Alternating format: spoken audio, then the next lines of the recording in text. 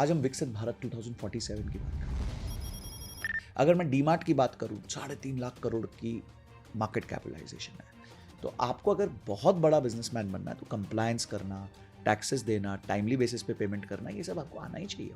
जितने भी व्यापारी बड़े बने वो टैक्स देके ही बड़े बने। आज रिलायंस साल का 25,000 करोड़ का टैक्स देता है। सर जब ग्रोथ की बात हो रही है तो मैं चाहता हूँ why not give a road map to 100 crore. किसी को 100 करोड़ रुपए बनाने हैं तो 50,000 रुपए वो बचा रहा है, तो 50,000 रुपए से मैं ये मानता हूँ कि वो 30% निवेश करेंगे। ठीक है, तो यानी 15,000 रुपए निवेश महीना करेंगे। साल का वो उसको 15% स्टेप अप करेंगे, यानी हर साल 15% की ग्रोथ करेंगे और रिटर्न समझिए वो करीबन 14% सालाना कमा पाएंगे जो भी वो इन्वेस्टमेंट्स कर रहे हैं। ओके, तो 10 साल में उनका निवेश होगा 36.5 लाख रुपए और उनके पास बनेंगे 65 लाख रुपए। इनकम जो कंसिस्टेंटली बढ़ानी है, जो ग्रोथ है, वो कैसे बनाई जाती है? आपका इनपुट अच्छा होना चाहिए, विच इज आपको अपनी एजुकेशन पे, अपने स्किल्स पे, अपनी लर्निंग पे, अपने नेटवर्क पे, ये सारी चीज़ों पे निवेश करना है। जितना आप निवेश करोगे उतना जल्दी ये इनकम एक्सेलरेट करेगी। सर मैं ये जानना चाहता हूँ फाइनेंशियल फ्रीडम क्या होती है और वो कैसे अटेन की जाती है? सर देखिए, फाइनेंशियल फ्रीडम के ना स्टेप्स होते हैं। ओके। अल्टीमेट फाइनेंशियल फ्रीडम ये है कि आपको पैसों के लिए दूसरे की नौकरी ना करनी पड़े या काम ना करना पड़े। अगर आपको रोज सुबह 9 बजे इस बात के लिए उठना है कि आपको अपनी EMIs भरनी है, आपको अपने खर्चे निकालने हैं, तो आप अभी फाइनेंशियली फ्री नहीं हो, आप एक जंजीर में हो, राइट, जकड़े हो। सर ये इमरजेंसी फंड जो है ये कितना होना चाहिए और ये सेविंग्स हमारी इनकम के बाद कितनी हमें बचानी चाहिए और कब से शुरू हो जानी चाहिए? इमरजेंसी फंड आपके लाइफ का सबसे पहला स्टेप होता है। आपकी पहली आमदनी से इमरजेंसी फंड बनता है। लोग पहली आमदनी से EMI लेते हैं, हम बोलते हैं कि पहली आमदनी से आप इमरजेंसी फंड बनाइए।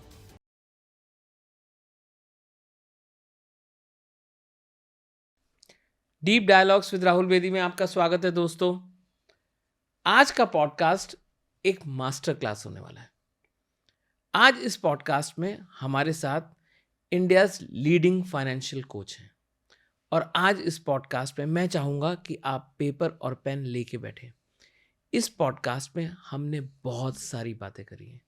हमने ये मालूम किया है कि 100 करोड़ की जर्नी कैसे करी जा सकती है। In fact it is a road map to 100 crore.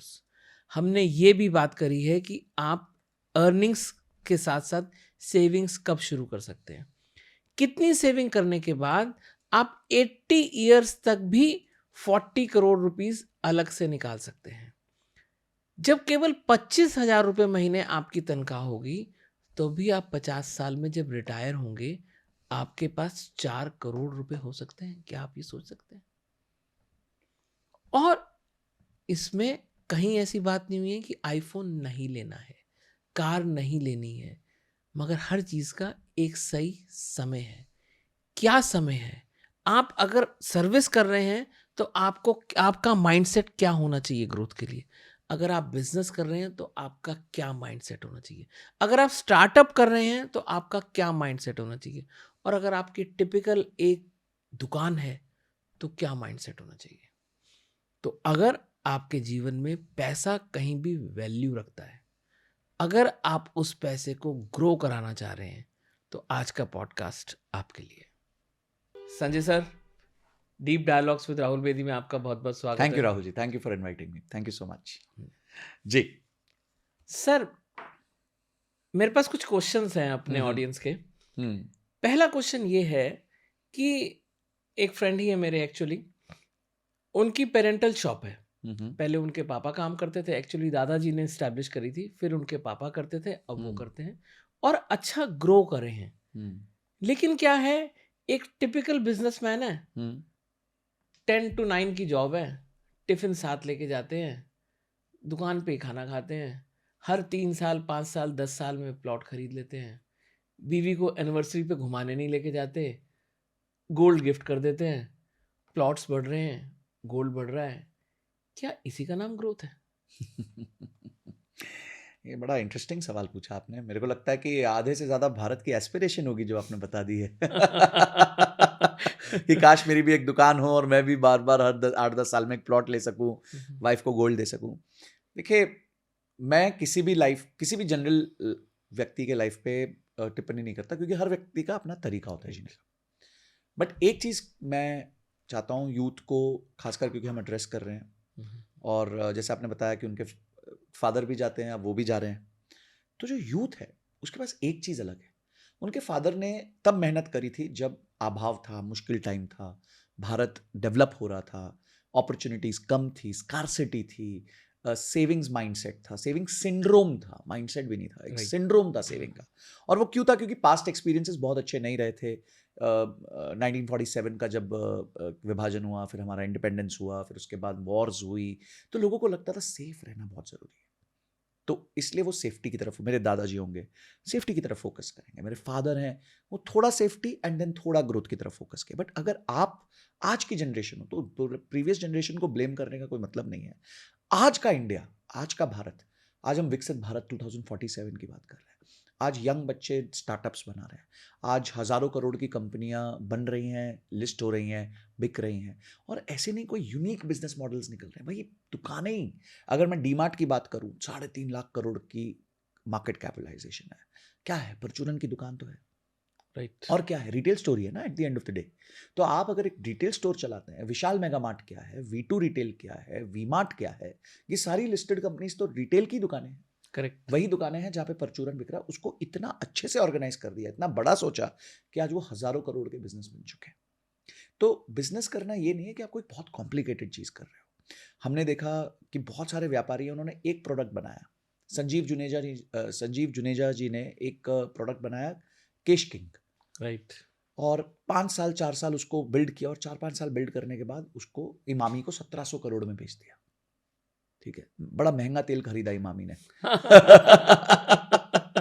Sanjeev ji ने तेल लगा दिया। बट नहीं, इमामी उसको और आगे ले गया।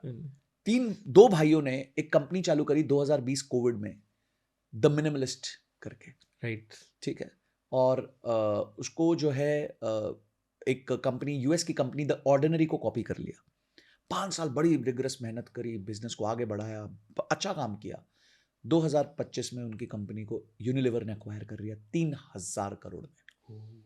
2 भाई, यंग ब्रदर्स फ्रॉम जयपुर। तो पॉइंट बहुत सिंपल है कि अगर आज आप इंडिया में हो, you are at the right time. आपकी एस्पिरेशन हाई होनी चाहिए, आप पुराने तरीकों से नहीं प्रभावित होने चाहिए, और आपके पेरेंट्स ने जो है वो मेहनत कर ली है, आपके लिए प्लॉट्स बना दिए हैं, आपको एक सेफ्टी नेट दे दिया है। राइट। तो आज आपके लिए खुल के खेलने का टाइम है। मिथुन संचेती का नाम लूंगा। मिथुन संचेती कौन है? मिथुन संचेती वो हैं जिन्होंने अपनी कंपनी तनिष्क को बेची, कैरेट लेन, उनकी कंपनी का नाम था कैरेट लेन। तो उन्होंने अपनी कंपनी लास्ट में 17,000 करोड़ में जो है तनिष्क को बेची। सबने कैरेट लेन का नाम सुना, ऑनलाइन ज्वेलरी। अब मिथुन जी के पेरेंट्स क्या करते हैं, वो वहाँ जयपुर में उनका one of the best jewellery का शोरूम है, जयपुर ज्वेल्स या जयपुर जेम्स के नाम से है शायद। तो उन्होंने कन्वेंशनल बिजनेस को जो है नए फॉर्म में किया। उनको जो आता था, उनके पुराने बिजनेस, जो चीज़ उनको आती थी, उसको उन्होंने नए फॉर्म में कर दिया, और इतना बड़ा एंटरप्राइज बनाया कि 17,000 करोड़ में टाटा जैसे ग्रुप, तनिष्क जैसे ग्रुप को बेच दिया।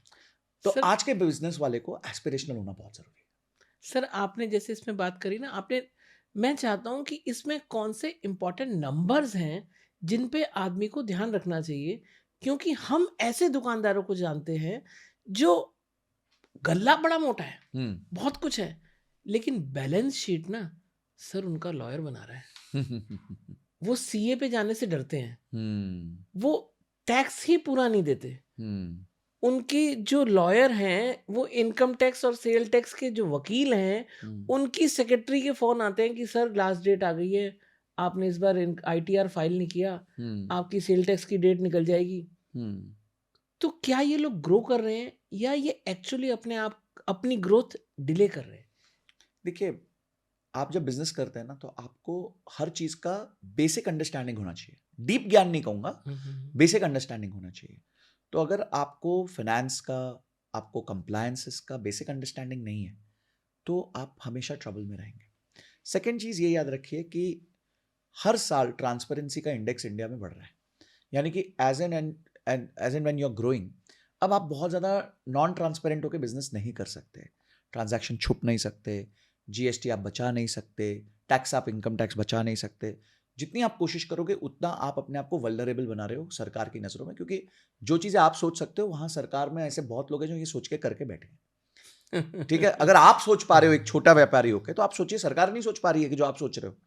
ठीक है, तो जिस दिन ये अनअर्थ होगा उस दिन बड़ा अनर्थ हो जाएगा। ठीक है, क्या बात है। तो ये जिस दिन ये अनअर्थ होंगी सारी सारी चीजें, उस दिन बड़ा अनर्थ हो जाएगा। तो उस अनर्थ से बचने के लिए आप कंप्लायंसेस को फॉलो करिए, आप जो है रूल्स को फॉलो करिए और बिजनेस बिल्ड कीजिए, बिजनेस को बहुत बड़ा कर दीजिए। तो ये नंबर्स मैटर नहीं करते। देखिए, टैक्स की चोरी करने से इस देश में तो कोई व्यापारी बड़ा नहीं बना है। जितने भी व्यापारी बड़े बने हैं वो टैक्स देके ही बड़े बने। आज रिलायंस साल का 25,000 करोड़ का टैक्स देता है, तो इस बात से ही तो वो देश का सबसे बड़ी कंपनी बन के बैठा हुआ है। राइट। तो आपको अगर बहुत बड़ा बिजनेसमैन बनना है तो कंप्लायंस करना, टैक्सेस देना, टाइमली बेसिस पे पेमेंट करना, ये सब आपको आना ही चाहिए। ऑप्शन नहीं है आपके पास, और ये आपको सीखना पड़ेगा और राइट कंसल्टेंट्स को, राइट लोगों को अपने साथ जोड़ना पड़ेगा। सर जैसे आपने ये बोला कि ग्रोथ तब है जब ये कंप्लायंसेस हम इनको जानेंगे और इनके माध्यम से ही आगे बढ़ेंगे। सर जब ग्रोथ की बात हो रही है तो मैं चाहता हूँ why not give a road map to 100 crore rupees. 100 crore rupees किसके लिए? बिजनेस के लिए या इंडिविजुअल के लिए? सर बिजनेस, बिजनेस मतलब बिजनेस हो या इंडिविजुअल हो, लेकिन उसकी एक इनकम है। लेट अस से एक बिजनेस है, एक छोटा एग्जांपल लेते हैं, एक बिजनेस है वो 3 लाख रुपए महीने के प्रॉफिट कमा रहे हैं। ओके। ठीक है, लेकिन उनका 2-2.5 लाख रुपए खर्चा भी है। अब बचते तो 30-40-50 हजार रुपए महीना ही है, लेकिन उन्हें पहुंचना क्या है? 100 crore is the target through investments. Through investments. Okay, ठीक है। तो और कितने सालों में? सर ये तो आप बताएंगे। ठीक है, चलिए, तो फिर in that case I will open my laptop. Right. तो राहुल जी, मैं आपके सामने एक SIP कैलकुलेटर ओपन कर रहा हूँ कि किसी को 100 करोड़ रुपए बनाने हैं, तो 50,000 रुपए वो बचा रहा है, तो 50,000 रुपए से मैं ये मानता हूँ कि वो 30% निवेश करेंगे। ठीक है, तो यानी 15,000 रुपए निवेश महीना करेंगे। साल का वो उसको 15% स्टेप अप करेंगे, यानी हर साल 15% की ग्रोथ करेंगे, और रिटर्न समझिए वो करीबन 14% सालाना कमा पाएंगे जो भी वो इन्वेस्टमेंट्स कर रहे हैं। ओके, तो 10 साल में उनका निवेश होगा 36.5 लाख रुपए और उनके पास बनेंगे 65 लाख रुपए। ठीक है जी। This is SIP in mutual fund sir? Mutual funds, हाँ। ओके, ठीक है। पर यही अगर वो 10 साल की जगह सेम काम 20 साल कर लें तो उनकी लागत होगी 1 करोड़ 84 लाख, पर उनका आउटकम होगा 5 करोड़ 7 लाख। ठीक है, पर यही काम अगर वो 30 साल कर लें तो उनकी लागत होगी 7.82 करोड़ रुपीस और उनका वैल्यू होगा 29.51 crore rupees. This is the power of compounding. Yes, और यही काम अगर वो 37 to 38 ईयर्स तक कर लें तो उनकी लागत होगी 24 करोड़ रुपए और उनके पास होगा 110 करोड़ रुपए। ये आपके सामने calculate in a span of 37 to 38 years. Yes. And he started by 15,000 rupees per month. 15,000 rupees per month investment से 14% कंपाउंडेड ग्रोथ से, जो निफ्टी 50 का कंपाउंडिंग ग्रोथ रहा है पिछले 8-10 साल में, मैं सिर्फ वही अज्यूम किया। मैं अज्यूम कर रहा हूँ अगर वो और अच्छे से उसको इन्वेस्ट करें तो बेटर भी कर सकते हैं, पर हम वो नहीं अज्यूम करते। ठीक है, और अगर हम मानते हैं कि 40 ईयर्स में अगर उनको ये करना है तो ये काम अगर उनको 14% की जगह उनको अगर ये 11.5% के भी रिटर्न्स बनते हैं, 14% नहीं बनते, 11.5% बनते हैं, तो भी 40 ईयर्स में वो 103 करोड़ पे होंगे। तो इसका मतलब बड़ा सिंपल है, रिटर्न्स मैटर नहीं कर रहे हैं, आप कितना समय कंसिस्टेंसी एंड पेशेंस रखे हो, उससे आप एक 100 करोड़ रुपए बना सकते हो। और क्या ये पॉसिबल नहीं है लोगों के लिए? पर इसमें एक दो सबसे बड़ी अजम्पशंस है। सबसे पहली सबसे बड़ी अजम्पशन है कि आप सालाना अपनी इनकम को 15% बढ़ा सकते हो, और मेरे हिसाब से आपको बढ़ानी चाहिए, क्योंकि वही सूत्र है जहां से आपका पैसा आ रहा है। तो मेरा नेक्स्ट क्वेश्चन है सर, इनकम जो कंसिस्टेंटली बढ़ानी है, जो ग्रोथ है, वो कैसे बनाई जाती है? स्किल्स पे निवेश करके, वहां पे भी एक निवेश चलता है, और वो है आपके स्किल्स पे। आप कितना सीख रहे हो, ठीक है, क्या क्या नई चीजें सीख रहे हो, अपने आप को कितना अडेप्ट कर रहे हो, कितनी कॉन्फ्रेंसेस में जा रहे हो, साल में कितने कोर्सेज ले रहे हो, इससे पता चलेगा कि आप आगे जाके कितना कमाने वाले हो। ये उसका इनपुट है। जिस तरीके से जब अच्छा खाना बन के निकलता है, उससे पहले मसाले अच्छे होने चाहिए, सब्जी की क्वालिटी अच्छी होनी चाहिए। एक खराब सब्जी से एक अच्छा पकवान नहीं बन सकता। उसी तरीके से एक खराब इनपुट से एक अच्छा आउटपुट नहीं निकल सकता। ट्रू। तो आपको बहुत सिंपल है, क्या करना है कि आपका इनपुट अच्छा होना चाहिए, विच इज आपको अपनी एजुकेशन पे, अपने स्किल्स पे, अपनी लर्निंग पे, अपने नेटवर्क पे, ये सारी चीजों पे निवेश करना है। जितना आप निवेश करोगे उतना जल्दी ये इनकम एक्सेलरेट करेगी। अगर और जल्दी एक्सेलरेट कर दिया और आपने 15% की जगह इसको 20% कर दिया, तो सर 11.5% रिटर्न पे 40 साल में आपके पास 312 करोड़ रुपए होंगे। ओह my God. And that's the beauty of compounding, that's the beauty of this magic of compounding. देखिए सिर्फ क्या किया आपने, 5% ज्यादा अपनी ग्रोथ कर ली और उसमें आप कहां पहुंच गए, सीधा 100 करोड़ से 300 करोड़ पहुंच। और इसका मतलब 100 करोड़ तो 20 साल में हो जाएगा। हाँ, अब 100 करोड़ कितने साल में होगा, ये भी बहुत अच्छा प्रश्न पूछा आपने। तो ये जो 100 करोड़ है ये आपका हो जाएगा करीबन करीबन 34 इयर्स में। सो 34 इयर्स में में 100 100 होगा करोड़ और अगले 6 साल में 6 इयर्स में 200 करोड़ होगा। 200 करोड़ और हो जाएगा। Yes, that's the power of compounding. यही तो मैजिक है कंपाउंडिंग का। जादू ऐसे थोड़ी कहते हैं कंपाउंडिंग। राइट। वॉरेन बफेट ने 11 साल की उम्र में स्टार्ट किया इन्वेस्टिंग करना, ठीक है। उनका पहला $1 बिलियन आया जब वो करीबन 60 इयर्स के थे, करीबन 55 या 60 इयर्स के थे। यानी उनको 45-50 साल लग गए, अपना 45 साल के आसपास लग गए अपना पहला 1 बिलियन टच करने को। और 60 से लेकर आज वो 93-94 के आसपास है और उनकी नेटवर्थ $150 बिलियन है। यानी जो अगला 150 बिलियन है वो अगले 30 वो साल सिर्फ में 30 साल में आ गया। That's the magic of compounding. Sir इसी पे एक बहुत इंपॉर्टेंट क्वेश्चन है कि आपने ये तो समझा दिया पैसा किस दर से हमको जमा करना चाहिए, अब किस दर से निकालना चाहिए और कब निकालना चाहिए? देखिए पैसा, मैं तो कहता हूं आदमी को तब तक नहीं निकालना चाहिए जब तक उसकी आवश्यकता ही ना हो। ओके। ठीक है, तब तक कोई जरूरत ही नहीं है आपको पैसा निकालने की, जब तक उसकी जरूरत ना हो। पड़ा रहने दो। संजय सर कब तक पड़ा रहने दे? आपकी पुश्त पड़े रहे, आपकी आगे की पुश्तें पड़े रहे, पड़ा रहने दो, कोई फर्क नहीं पड़ता। क्यों?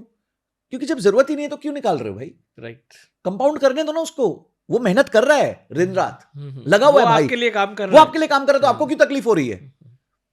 आपका एम्प्लॉय आपके लिए काम करेगा तो आपको तकलीफ होगी या खुशी होगी? ऑब्वियसली खुशी होगी। तो money is also your employ, money is also your employ. वो भी खुशी होगी आपको कि भाई वो कर रहा है काम, मेहनत करने दो उसको।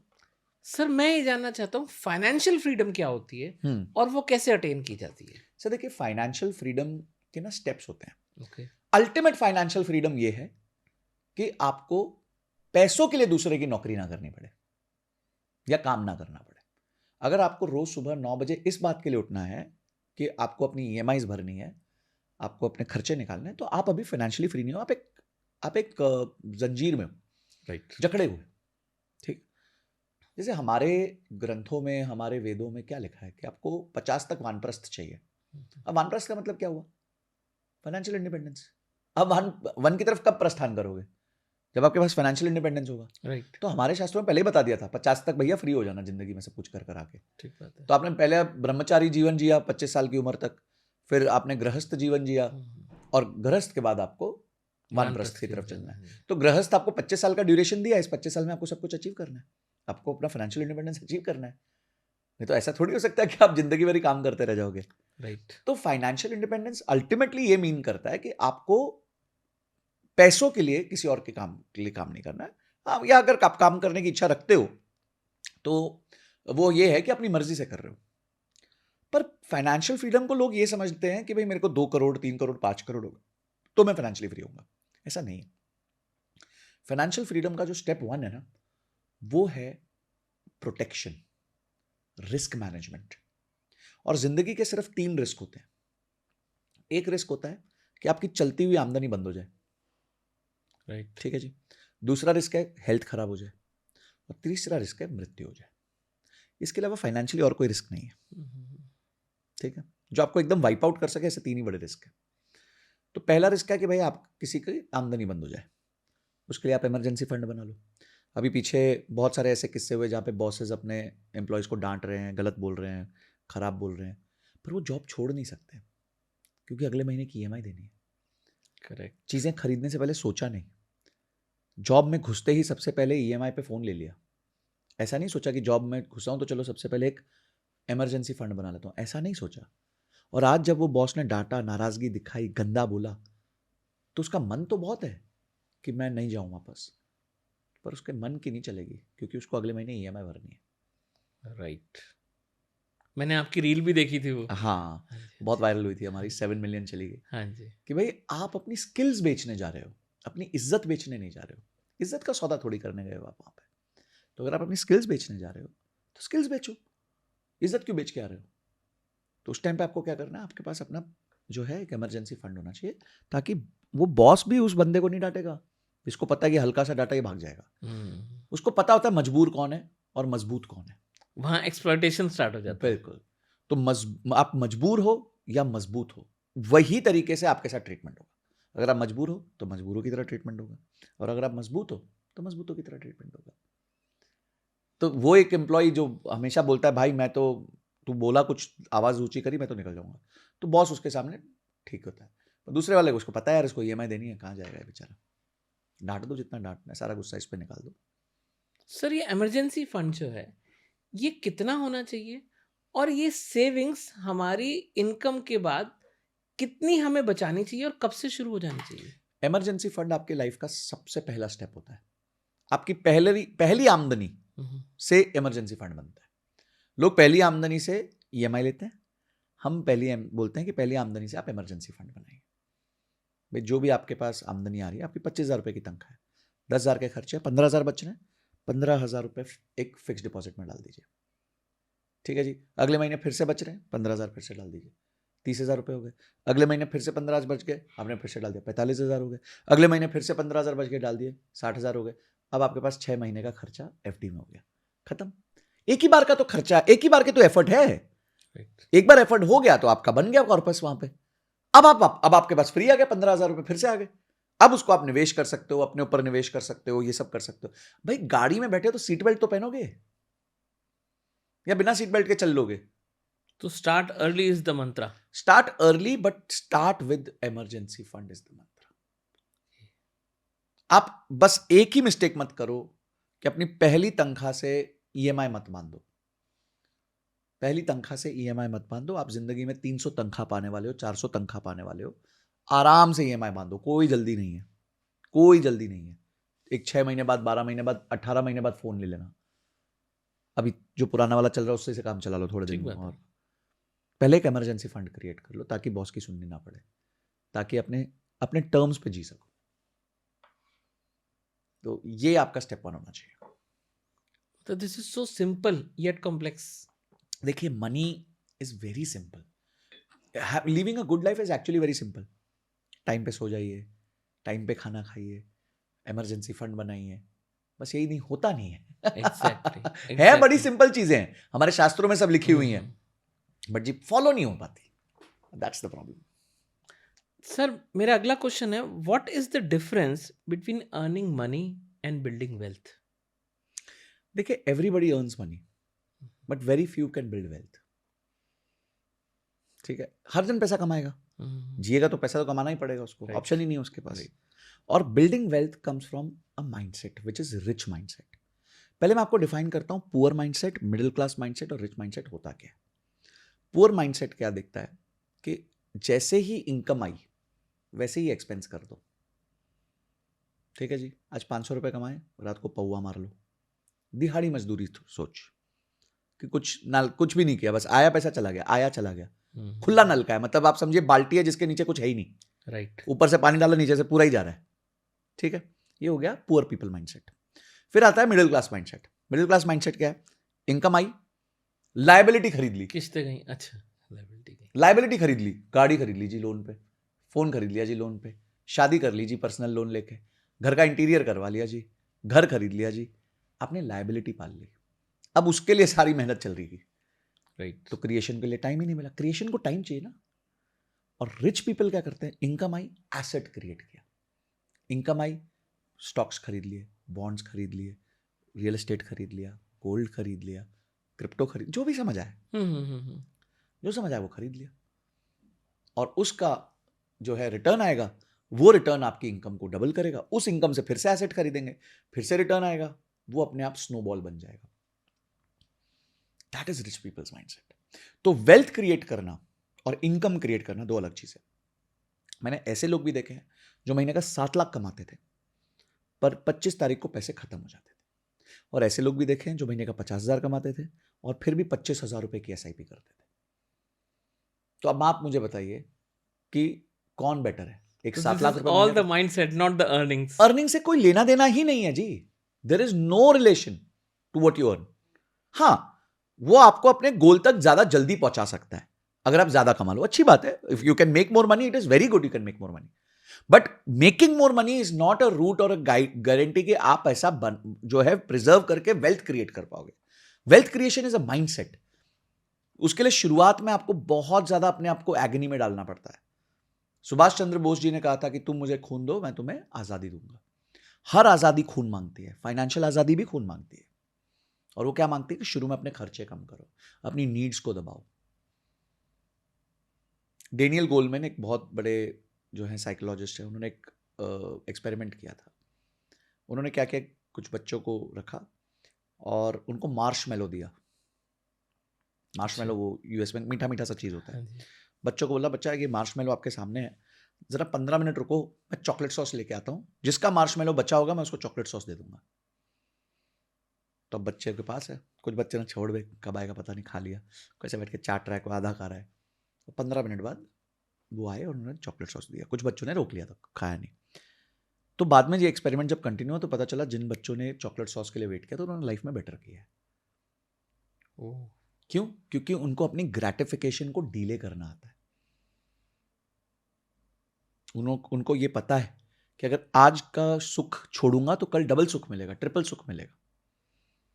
और यही बस ये this is rich mindset, that's it.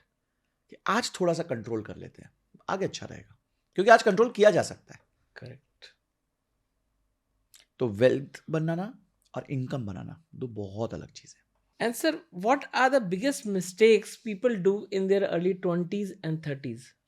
Sir, सबसे पहली और सबसे बड़ी मिस्टेक है कि लोग मनी के बारे में लर्निंग ही नहीं करते। किसने अपने आप को मनी से एजुकेट किया? सिस्टम तो नहीं करवा रहा है। मेरे पास कोर्स में, स्कूल में तो कोई कोर्स ही नहीं है फाइनेंशियल फ्रीडम के ऊपर। स्कूल के बच्चों को तो पता ही नहीं फाइनेंशियल फ्रीडम क्या होता है। और आपके लाइफ के फॉर्मेटिव 16 साल निकल चुके हैं और बच्चे को ये नहीं पता कि पैसे को कैसे मैनेज करना है। और रियल वर्ल्ड की सबसे बड़ी स्किल है ये। रियल वर्ल्ड में चाहिए ये आपको मनी मैनेजमेंट सबसे बड़ा स्किल है, पीपल मैनेजमेंट, मनी मैनेजमेंट। और ना ही दोनों चीजें नहीं सिखाई जा रही स्कूल में। तो सबसे पहली चीज है मनी के बारे में सीखो, किताबों से सीखो, कोर्सेज से सीखो, कॉन्फ्रेंसेस से सीखो, पॉडकास्ट से सीखो, वीडियो से सीखो, जहां से सीख सकते हो सीखो कि मनी मैनेजमेंट होता क्या है। सर, छोटी छोटी चीजें लोगों को लाइफ ट्रांसफॉर्म कर देती हैं। मैं आपको एक एग्जाम्पल देता हूँ। हमारी क्लास में एक लेडी आई एक दिन, एंड बैच नया नया चालू हुआ था। तो she says I want to speak to you. उन्होंने मेरे को मैसेज कर रही है ग्रुप उस पर, चैट बॉक्स पे करे जा रही है, please please please please please please please. तो मैंने बोला वो क्या चाहिए, तो मैं उनको लेके आया अपने कॉल पे और डाल दिया सामने। She was a Pakistani national staying in Saudi Arabia. Okay. और बोलती कि सर मैं आपकी वीडियोस अब मैंने कुछ समय पहले देखनी चालू करी, और बोलती आपने बोला बजटिंग करो बजटिंग करो बजटिंग करो बजटिंग करो। मैंने बजटिंग करी। बोलती मेरा 1 लाख रुपए का खर्चा था महीने का, पाकिस्तानी रुपीस का, and today that expense is 60,000 rupees. 40,000 saving हो गई। 40,000 रुपीज पर मंथ सेव हो गया। तो सर मैंने रियलाइज किया मैं तो फालतू के खर्चे कर रही हूँ, ये खर्चे की तो जरूरत ही नहीं है। ये मैं बेकार में ऐसी ऐसी चीजें लेके आ जाती हूँ जो घर में पड़ी रहती हैं, यूज ही नहीं होती हैं। 40% उसने अपने खर्चे बचा लिए सर। और वो रो पड़ी, किसने मेरे को ट्रांसफॉर्म कर दिया इस पूरी एक्टिविटी ने, एक बजटिंग एक्टिविटी ने, कि सिर्फ ये देखना कि मेरे पैसे जा कहां रहे हैं, उस एक्टिविटी ने उसकी लाइफ को ट्रांसफॉर्म कर दिया। एक बार हमने अपनी क्लास में बोला कि आप एक काम कीजिए, जो भी चीज आपने 1 साल से छुई नहीं है, ऐसी कितनी चीजें आपके घर पे, राहुल जी सोच रहे मैं मेरे घर पे कितने जीता। More than 40%। हाँ, तो आंसर यही आया बिल्कुल। लड़कों के केस में आया 60%, 70%, लड़कियों के केस में आया 80%, 90%। मुझे बहुत सारी तो ऐसे ई कॉमर्स के पैकेट्स है जो अभी तक आ तो चुके हैं पर खुले भी नहीं है। Right right. And I tell them कि जब आप खरीद रहे थे तो बिल्कुल बेसुध थे क्या? दिमाग काम नहीं कर रहा था? You were unconscious, subconscious, where were you when you were buying so many things? हमें चाहिए ही नहीं होती इतनी चीजें। हम फोमो में खरीदते हैं, किसी और को देख के खरीदते हैं, एडवर्टाइज होके खरीदते हैं। We buy out of FOMO, pure FOMO. और इसलिए मुझे मेरा काम ज्यादा अच्छा लगता है कि अगर हम कुछ रेकमेंड भी कर रहे होते हैं ना, तो वो एक इन्वेस्टमेंट होती है, खर्चा नहीं होता। If I'm recommending that you should invest in mutual funds, that I'm asking you to build wealth. If I'm recommending you to invest in real estate in certain places, I am asking you to build wealth. If I'm recommending you कि आप gold ETF खरीदिए, silver ETF खरीदिए, bitcoin में invest करिए, I'm asking you to invest. आपका पैसा उसमें zero नहीं हो सकता। क्या गोल्ड जीरो हो जाएगा? कभी नहीं। सिल्वर जीरो हो जाएगा? नहीं होगा ना। हाँ, कम हो सकता है, जो आपने खरीदा उससे 10-15% ऊपर नीचे, जीरो नहीं हो सकता। पर आपने एक शर्ट खरीद ली जिसकी आपको जरूरत नहीं थी 10,000 रुपए की, वो तो जीरो हो गई ना। Right. That is zero now. आप रियलाइज नहीं कर रहे वो जीरो चुकी है, और आपने एक साल से छुआ भी नहीं है उसको। यही 10,000 का गोल्ड आपने साल के शुरू में लिया होता, वो 15,000 का हो गया होता। करेक्ट। तो हम ये सजेस्ट करते हैं लोगों को, फाइनेंशियल एजुकेशन आपको सिस्टम ने नहीं दी, ये सिस्टम की गलती नहीं, आपकी गलती है। राइट। हम हर चीज के लिए सरकार पे, सिस्टम सर्वाइव तो आपको करना हाँ, है ना। एंड ऑफ द डे तो गेम आपका है ना। हाँ, अब फिर क्या survive सरकार को ब्लेम करोगे कि यार तुमने पढ़ाया नहीं इसलिए मैं ऐसा हो गया? ऐसे थोड़ी होता है। जो चीज मिसिंग है आपको अपने खुद जमा करनी पड़ेगी। Exactly. That's how a society works. तो सबसे पहली मिस्टेक तो ये। सेकंड है, आपने फाइनेंशियल एजुकेशन ले ली। अब दूसरी चीज है, आप फोमो से बचिए, फियर ऑफ मिसिंग आउट। पहले क्या होता था राहुल जी, अपने आस पड़ोस को देख के थोड़ी ईर्ष्या होती थी लोगों को, इसके पास ज्यादा पैसे हैं, इस ये तो क्या है, इस गाड़ी में आता है, उस गाड़ी में आता है। आज ये फोमो फोन पे आ गया है। इंस्टा रील्स देखो और यहाँ बैठ के हाँ, आप स्विट्जरलैंड वालों से भी जेलस फील कर लो। स्विट्जरलैंड वाले से भी जेलस फील कर रहे हो। उसकी लाइफ में अपनी परेशानियां हैं बेचारे के यहाँ, उनसे बात करके देखो, वो बड़े दुखी चलते हैं। राइट। तो आप और रील्स पे तो हैप्पी मोमेंट्स ही डालेंगे ना लोग। जाएंगे बिल्कुल। तो रील्स का काम ही हैप्पी मोमेंट दिखाना है। करेक्ट। तो उनको लेके आप फोमो मत करिए, कोई फायदा नहीं होने वाला। You can't live that lifestyle, and if you try to live that lifestyle तो डेफिनेटली फिर हो गया आपका काम, फिर तो आप you will not be able to survive. तो फोमो को कंप्लीटली अवॉइड करिए। तो आपने फाइनेंशियल एजुकेशन ले ली, फोमो। तीसरा है, आप अपने लाइफ के फ्यूचर गोल्स बनाइए कि क्या गोल्स होंगे आपके लाइफ के, और उन गोल्स के लिए आप प्लान कीजिए कि मेरे को गाड़ी खरीदनी है, घर खरीद। मैं किसी भी चीज के अगेंस्ट नहीं हूं, मैं इसके अगेंस्ट नहीं, मैं इस बात को नहीं कह रहा हूं कि सब कुछ बचा लो और सब कुछ निवेश कर लो और 100 करोड़ का वेट करो। I am not saying that. मैं एक ही चीज कह रहा हूं कि हर चीज को प्लान कर लो।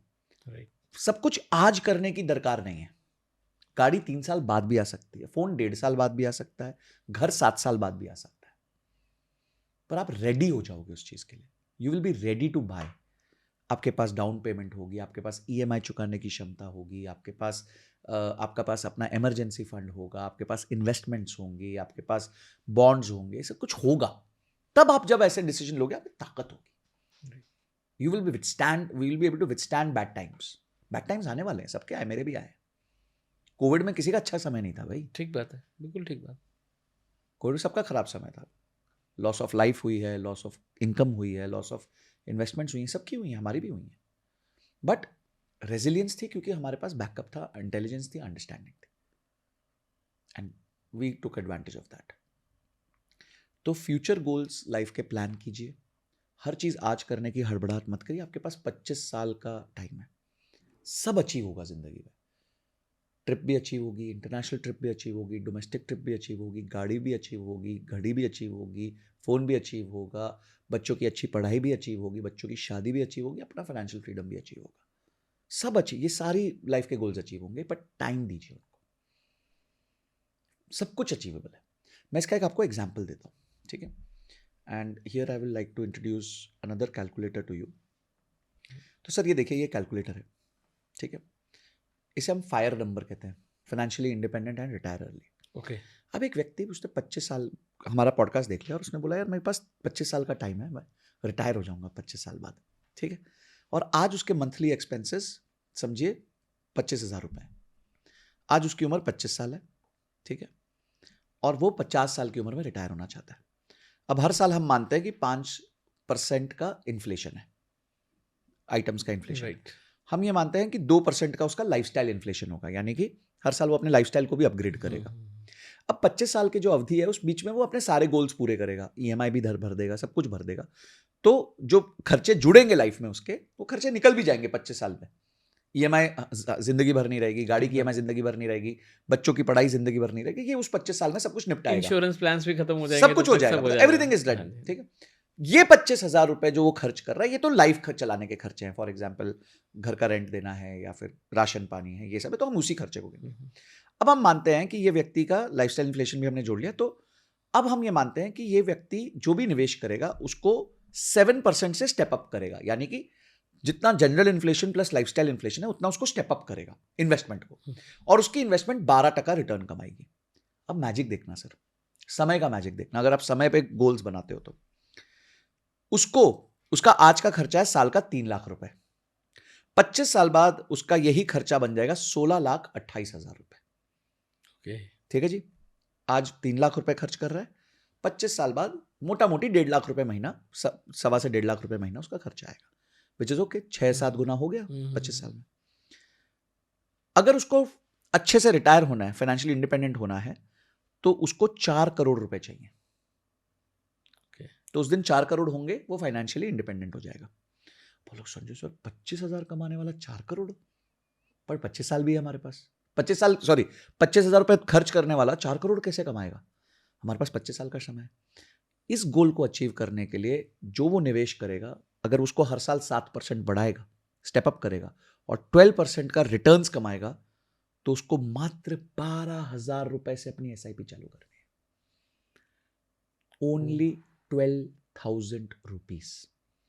12,000 रुपीज को जब वो हर साल 7% बढ़ाएगा, अगर उसने 12% का रिटर्न कमाया, तो आफ्टर 25 ईयर्स उसके पास 4 करोड़ रुपए के आसपास होगा। जो 12% तो बहुत ही नॉमिनल है, वो तो आने ही आने हैं। 12% 25 साल के दौरान आपको मिल सकता है, ठीक ठाक मिल सकता है। बहुत म्यूचुअल फंड्स ने 19% भी दिया है, मैं तो 12% गिन रहा हूं, ठीक है, 7% कम गिन रहा हूं, कंजर्वेटिव चल रहा है। तो 12,000 रुपए। अब एक व्यक्ति अगर 25,000 का खर्चा करता है और 12,000 की एसआईपी करता है, यानी उसकी इनकम कितनी है? 37,000 रुपए, मैं से मानता हूं। तो हमारे तो बहुत बच्चे यहां देख रहे होंगे जिनके 50,000, 60,000, 70,000 के होंगे, इनकम होगी, 1 लाख की इनकम होगी। लेकिन दिक्कत ये है ना कि वो जो आपने बोला ईएमआई पे बाइक आ गई, हाँ, और ईएमआई पे तो ये 12,000 की वो एसआईपी नहीं बांध देंगे, 12,000 की ईएमआई बांध देंगे। बस इतना ही लाइफ में आपको ट्रांसफॉर्मेशन करना है। ये आपने कर दिया तो आपका गोल अचीव हो जाएगा। अब और सुनिए मजा, ये 4 करोड़ आ गए, ठीक है। अब इसका हम करते हैं सिस्टमैटिक विड्रॉल प्लान। अब ये बंदा बोलता है भाई मैं 50 साल का हो गया, मेरे पास बैठे हैं 4 करोड़ रुपए मेरे बैंक अकाउंट में या मेरे म्यूचुअल फंड अकाउंट में, ठीक है। तो 1 2 3 4 5 6 7, और वो सालाना 8% के हिसाब से बढ़ रहे हैं, सिर्फ 8% के हिसाब से। अब वो ग्रो करेंगे फर्दर, ठीक है। मुझे कितना चाहिए था महीने का? 1.25 लाख रुपया, ठीक है जी। तो मैंने 1.25 लाख रुपया निकाला, ये मैंने यहाँ पे इसको मैं इससे कर देता हूं, ठीक है।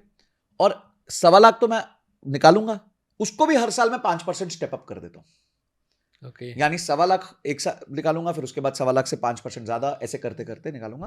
कितने साल के लिए? मैं तो 50 साल का हूं, मैं 80 साल तक जीऊंगा, 30 साल के लिए, ठीक है। तो आइए इस 30 सालों में क्या होता है देखते हैं। इन 30 सालों में वो जो टोटल विड्रॉवल करेगा उसका अमाउंट होगा 9 करोड़ 96 लाख, ऑलमोस्ट 10 करोड़। डाला कितना था? 4 करोड़। 4 करोड़। निकाल कितना लिया? 10 करोड़। और अभी कितना है? 1.25 लाख रुपए की से स्टार्ट किया था विड्रॉवल, उसका एवरेज विड्रॉवल 2,76,000 रुपए, क्योंकि वो हर साल बढ़ भी रहा है 5-5%। तो एवरेज में उसने 2,76,000 विड्रॉ किया। और आज जो 30 साल बाद जो उसका कॉर्पस बचेगा at 8% per annum will be 12 crore 34 lakh rupees. Oh my God,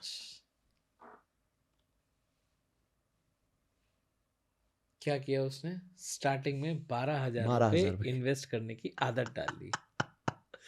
उसने 55 साल का पूरा अपना लाइफ स्पैन अच्छे से जी लिया।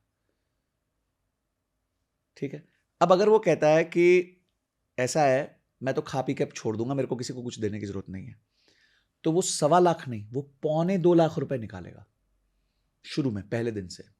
उसको 5% स्टेप अप करेगा, औसतन वो 3,85,000 रुपए महीना निकालेगा, और टोटल में वो 14 करोड़ रुपीस विड्रॉ करेगा, फिर कुछ बचेगा नहीं। इतनी अच्छी जिंदगी जी सकता है वो। और ये जो विड्रॉवल है, इसके लिए ना उसको ऑफिस जाने की जरूरत है, ना बॉस की शक्ल देखने की जरूरत है, ना एचआर को फोन करने की जरूरत है, कोई जरूरत नहीं है। 28 तारीख अगर उसने डाल दी, 28 तारीख को पैसा उसके अकाउंट में होगा।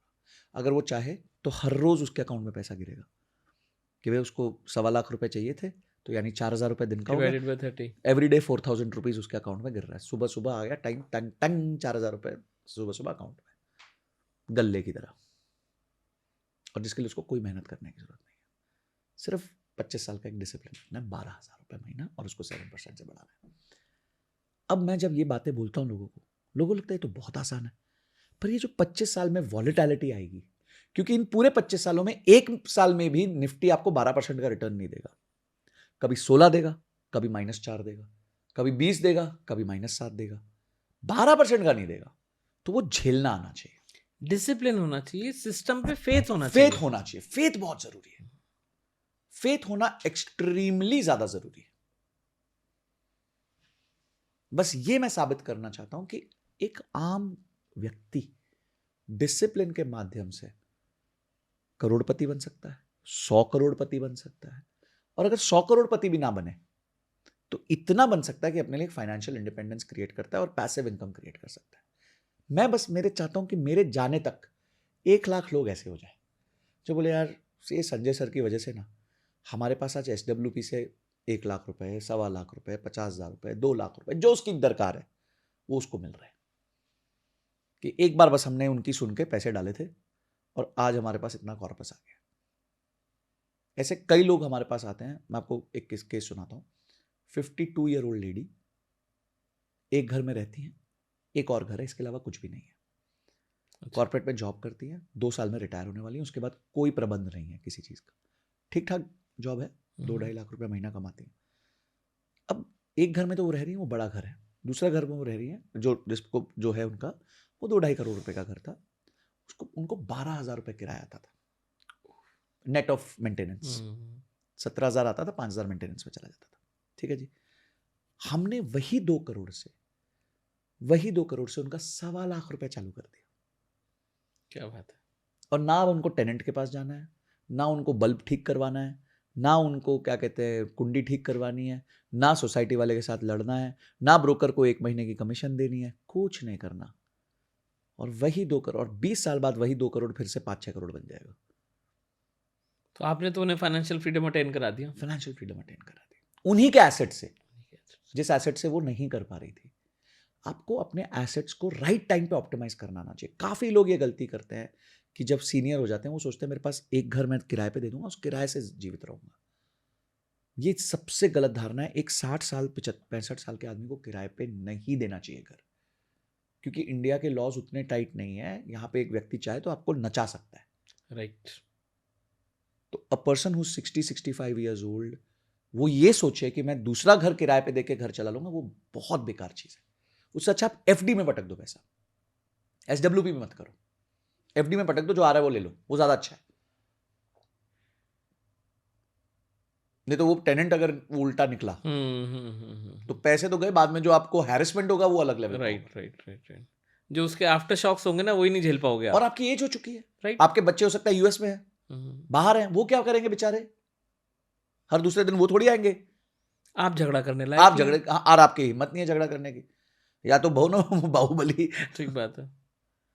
सो बहुत सिंपल है, आपको पैसिव इनकम क्रिएट करने सीखनी पड़ेगी, सिस्टम सीखना पड़ेगा, सिस्टम पे ट्रस्ट करना पड़ेगा और सिस्टम को फॉलो करना पड़ेगा डिसिप्लिन तरीके से। राइट सर, हम सोच के आए थे आपसे इतना लेंगे, आपने इतना दिया है। हमारी आदत नहीं है इतना देने की। और बहुत आनंद आया। और बहुत कुछ सीखने को मिला। Thank you sir. And I am sure अगर आप इस पॉडकास्ट में अब तक बने हुए हैं तो आपने बहुत कुछ सीखा होगा, आपकी प्लानिंग अभी से स्टार्ट हो गई होंगी। और अगर आप कुछ ऐसा सोच रहे हैं, आप किसी और के बारे में भी ध्यान आ रहा है आपका कि यार उसको भी बताया जा सकता है, वो ऐसी गलती कर रहा है, आपके कोई जानकार हैं जिनके बच्चे अभी कैरियर की ग्रोथ कर रहे हैं, तो उन सब के साथ भी शेयर कीजिए, हमारी मदद कीजिए, संजय सर के साथ जुड़िए और लोगों तक फाइनेंशियल फ्रीडम की नॉलेज पहुंचाइए। Thank you so much. Thank you so much.